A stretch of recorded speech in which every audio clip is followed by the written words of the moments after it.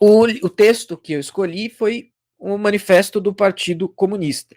A única edição física que eu tinha aqui em casa, eu tinha umas 3, mas eu acabei emprestando e não me devolveram. Então eu vou usar essa daqui da editora Cortez, mas como vocês podem deduzir, isso daí você encontra facilmente internet afora, o próprio texto, discussões sobre o texto, leituras e interpretações do texto.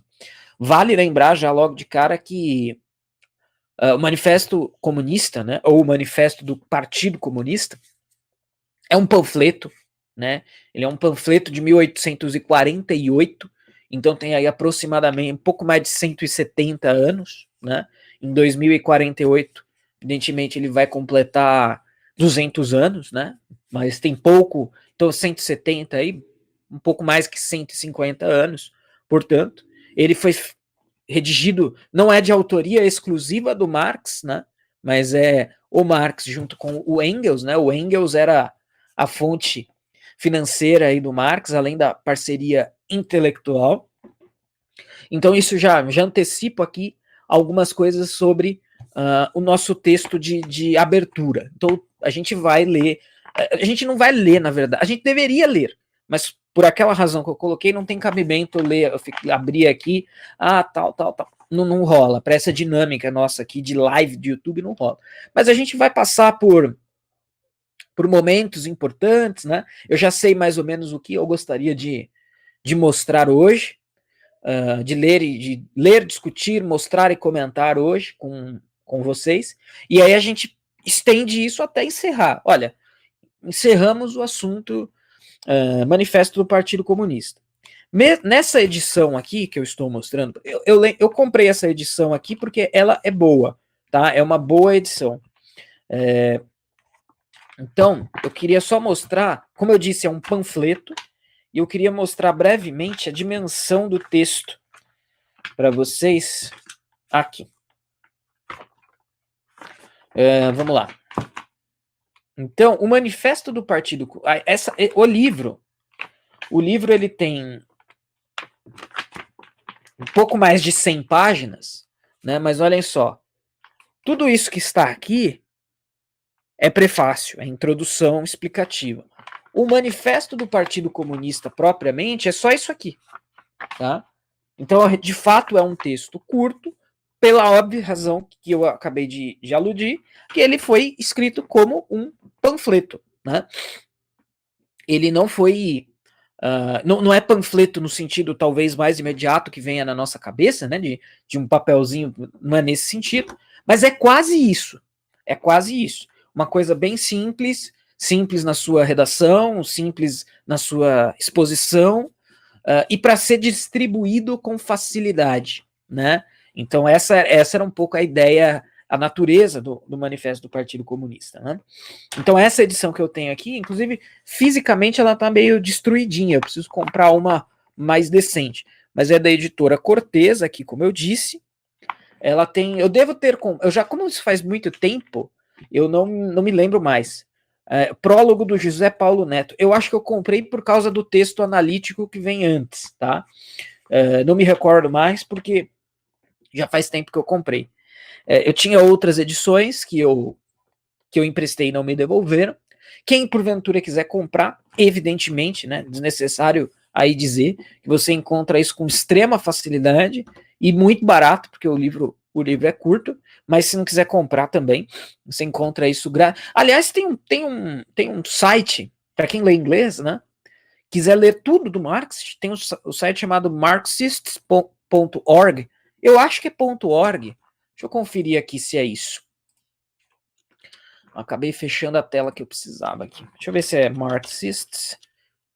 Inclusive, textos controversos do Marx estão nesse site, né? Textos controversos do Marx estão, textos que ele fala sobre os eslavos serem inferiores, esse tipo de texto, onde ele fala de holocausto dos reacionários, né? Textos onde ele fala esse tipo de coisa. É isso mesmo, chama Marxists, em inglês, marxists.org. Todos os textos do Marx estão disponíveis nesse site, e provavelmente textos de marxistas importantes também. Tá? Faz tempo que eu não vasculho, então não quero dar certeza sem ter certeza. Mas para quem lê inglês, talvez para o caso do manifesto do Partido Comunista, isso não seja necessário, porque isso aqui você encontra muito fácil em português. Mas para outros textos mais restritos, menos explorados, né, você pode consultar esse site. Recentemente, a editora Expressão Popular publicou 2 calhamaços, assim, que são os artigos do Marx e do Engels na Gazeta Renana, né, Gazeta lá da região da Renânia, na Alemanha. Eu tenho eles aqui, eu não vou levantar para pegar, porque vai que eu derrubo alguma coisa aqui, mas eu posso mostrar numa das próximas lives dessa série. Tem muita coisa interessante por ali. Né? Então, provavelmente, dentro dessa série, em algum momento, a gente vai ler textos artigos publicados pelo Marx e pelo Engels na Gazeta Renana, por exemplo. Tá? Então, eu queria dar essas contextualizações. Só uma lembrança importante aí do nosso camarada Jair, já que estamos falando de Marx, né? Todos somos camaradas aqui. Ó, deem uma compartilhada na live aí, tá, gente? Lá no comecinho eu falei para curtir, para compartilhar, para assinar o canal, para ativar sininho, beleza? Porque a gente sempre tem que estar pedindo essas coisas, porque estamos no YouTube, somos reféns aqui dos algoritmos. Então, eu tenho algumas coisas aqui. Só para contexto, né, o ideal seria já cair direto na leitura. É bem breve esse momento aqui que eu separei,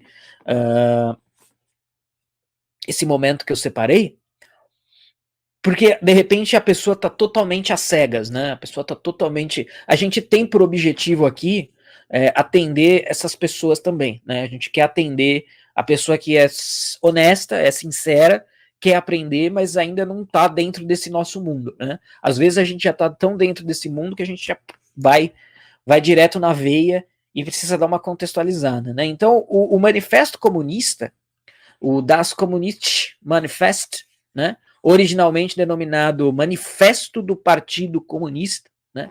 Tem esses 2 títulos, o Manifest der Kommunistischen Partei, né? Publicado pela primeira vez em 21 de fevereiro de 1848, é um tratado político extremamente influente, né? E vejam, eu sempre falo isso, quando a gente fala de influente, Marx foi influente, o Manifesto do Partido Comunista é influente. Bom, influente não quer dizer, não é um julgamento de valor, né? Influente não é algo bom ou ruim, você pode ser influente para o mal. Hitler foi influente, o nazismo foi influente, o Mein Kampf foi influente, isso não quer dizer que essas coisas sejam boas. Tá? Então, porque muitas vezes o pessoal marxista vai por esse caminho, né?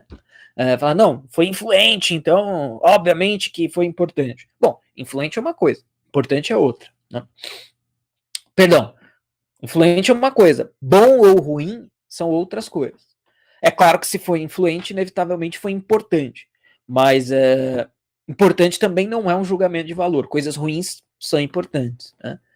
Comissionado pela Liga dos Comunistas e escrito pelos teóricos fundadores do socialismo científico, né, Karl Marx e Friedrich Engels, expressa o programa e propósito da Liga dos Comunistas. Se houver oportunidade, eu acredito que haverá, talvez eu separe um espaço da live da semana que vem para isso. O Manifesto do Partido Comunista, gente, ele, até por ser um panfleto, ele tem algumas frases de efeito, né? Eu vou ler uma. A primeira frase do livro é uma frase de efeito. Um espectro ronda a Europa, o espectro do comunismo. A última frase do livro é uma frase de efeito. Proletários do mundo unidos. Né? E é interessante porque o Marx ele devia acreditar numa espécie de propriedade coletiva, propriedade intelectual coletiva, porque nenhuma dessas frases são dele, tá? Todas essas, eu falei isso no episódio Os Revolucionários, da série Os Revolucionários sobre Marx. Essas frases são todas copiadas de outros, tá? Que ele não dá o devido crédito, pelo menos nesses textos que o tornaram mais famoso, ele não dá o devido crédito. Se em outros textos ele dá, eu não sei, né? Porque eu não li absolutamente todos. Mas nos principais ele não dá o devido crédito. E existe uma influência importante para o movimento comunista, comunista, para o movimento comunista, é o Moses, deixa eu só confirmar o sobrenome, é isso mesmo, Moses Hess. Existe um cara chamado Moses Hess, também alemão, também contemporâneo de Marx, né? Ele nasceu em Bonn, da Alemanha, em 1812, e morreu em Paris, em 1875. Tá? Moses, né, de Moisés, Moses Hess.